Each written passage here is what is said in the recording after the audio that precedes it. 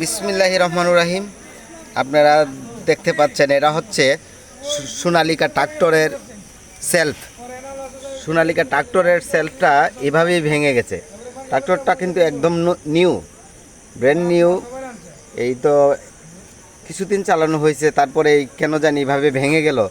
সোনালিকা ট্রাক্টরের সেলফগুলা আমি জানতাম আসলে আরও অনেক মজবুত বা আরও দীর্ঘস্থায়ী। আগেও আমরা দেখিয়েছি, কখনো এইভাবে ভেঙে যায় না।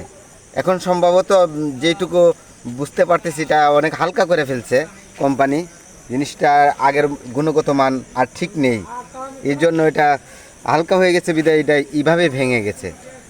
দেখেন এভাবেই ভেঙে গেছে, এটা হালকা, অত্যন্ত হালকা, এই জন্যই ভেঙে গেছে।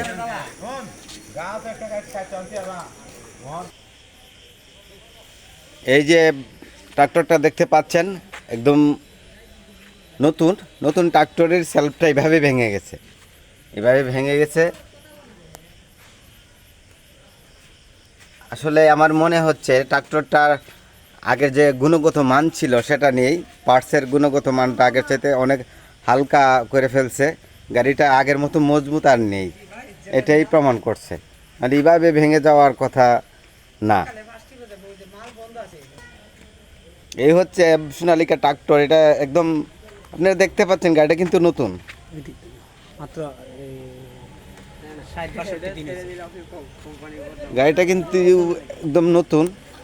এটার বয়স হয়তো 60-62 দিন হবে, তার চেয়ে বেশি হবে না, একদম নতুন গাড়ি।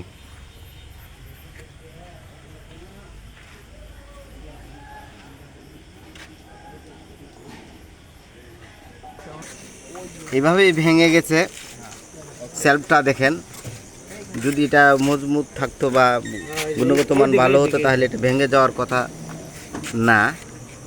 আসলে আমি মনে করতেছি আসলে আগের যে গুণগত মান ছিল সেটা এখন আর নেই।